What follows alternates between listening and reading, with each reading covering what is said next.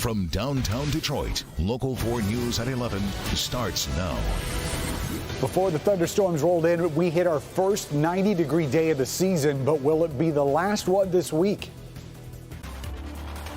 All right, Ben, but we're going to begin with breaking news in Inkster. A mother and her 10-year-old son killed in a violent crash involving a police cruiser.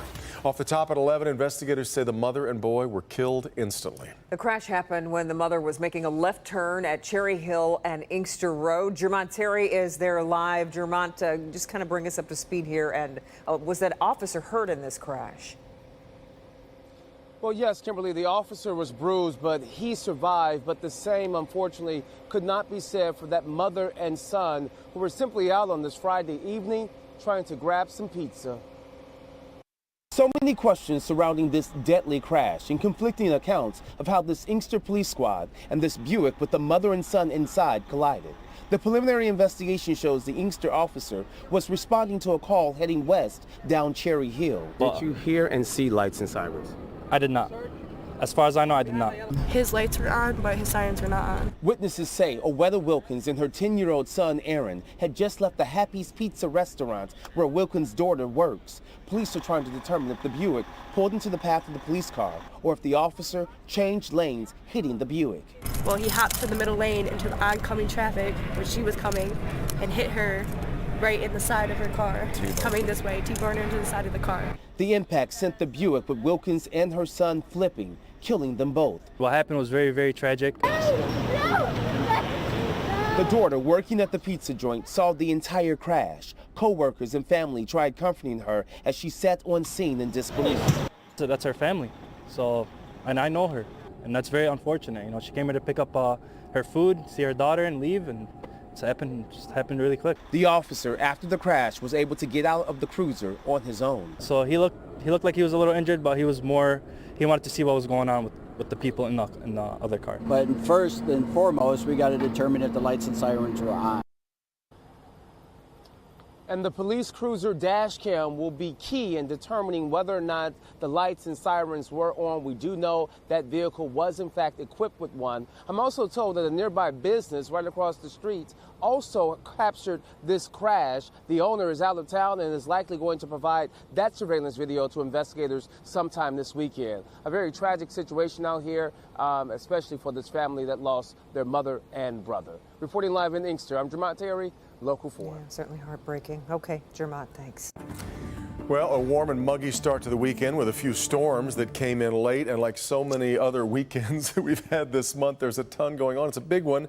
A lot of people want to go out and watch this PGA tournament. And I think they'll get to, at least weather-wise, I don't think we've got any serious problems once we get past tonight. We just can't get these storms to completely die out. We're still tracking this one that's out around Jackson right now. No warnings on it, and probably won't be now that the sun has gone down and temperatures have started to cool, but still some lightning strikes and downpours, and it's moving off to the east at about 20 miles an hour. So Chelsea, Franklin Township, if it holds together, you'll likely see that storm after midnight tonight. One thing that won't change appreciably is the humidity. We're still looking at dew points mainly in the mid-60s. We've pushed some of the 70-degree numbers down to the south, so still noticeably muggy, just not terribly humid as we go into the upcoming weekend. Highs are going to be right around the mid-80s tomorrow. Heat index reading staying south of 90.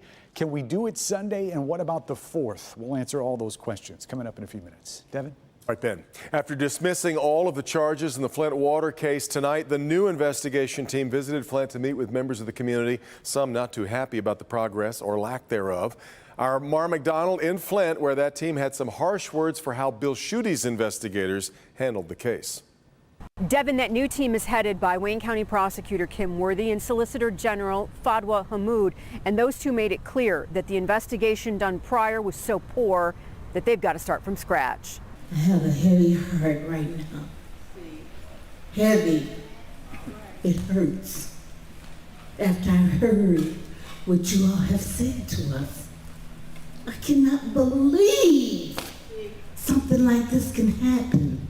Pain, incredulity, and anger. This news today is like being hit in the back of the head with a 2x4. Kim Worthy and Fadwa Hamoud spent more than 2 hours explaining why their team dismissed all outstanding Flint water charges, and they laid it right at the doorstep of former AG Schuette's team, led by Todd Flood. When I looked at the information that had been gathered, and again, this is what I've been doing for over 3 decades. When we looked at this information, I had never seen anything like it. Worthy and Hamoud were loath to say Flood or former FBI special agent in charge Andy Arena by name, but they contend only a sliver of the relevant evidence was ever collected. An example? They maintain Schuette's team only got warrants for 5 devices like cell phones. They had to go in and get warrants for more than 600 devices. But quite frankly, what happened in Flint and the people of Flint deserve a lot more than what you see there on the left side of the screen, which is appalling. Worthy and Hamoud say they have to start from scratch, but will make no promises on prosecutions. Worthy repeatedly told the crowd that this investigation will go where the evidence takes them. We're in Flint. I'm Mara McDonald, Local 4. Really is an extraordinary situation, and I invite you to join me for Flashpoint Sunday morning. One of my guests this weekend, the former Attorney General Bill Schuette, whose work on the Flint case has been basically erased by his successor. That's Sunday morning at 10 on Local 4.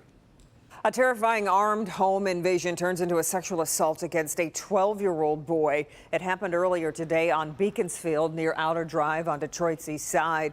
3 masked men forced their way into the home demanding money and phones.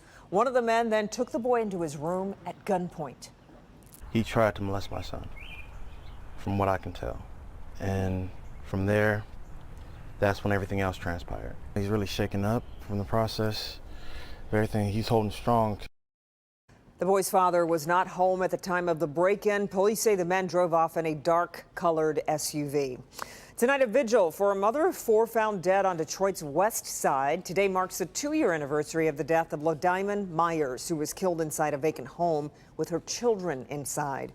Myers' ex-boyfriend was originally charged with her murder, but those charges were later dropped.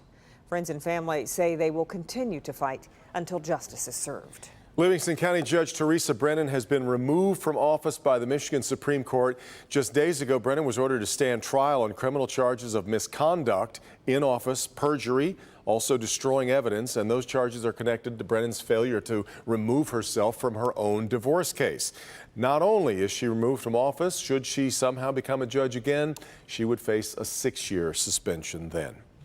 Hardcore and casual gamers alike will now have a place to enjoy, to compete and practice their video games. Today was the grand opening of Game Time Detroit in Auburn Hills. The 10,000 square foot gaming facility will offer gaming experiences for all ages, featuring consoles, PCs, and virtual reality headsets.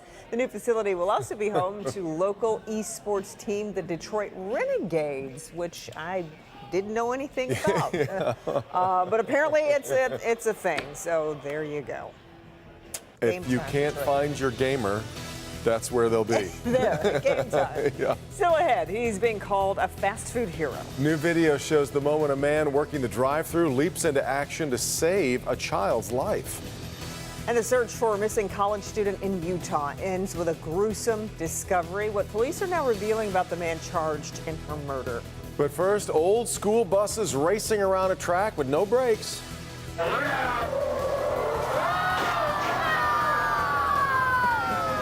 Oh, one-of-a-kind event this summer in tonight's Uniquely Detroit.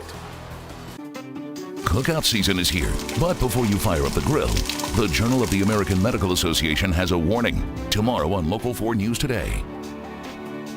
Sunday at 11, a World War II hero. It was our duty to ward off those enemy fighters. A fighter for civil rights. Tried to apply with 2 airlines, and I was rejected because of my skin color. Almost 95, he's one of a dozen Tuskegee Redtails still living. Hear his story of battling hatred in Europe and here at home. My feeling was that I am a citizen of this country, and what I'm doing is fighting for my rights.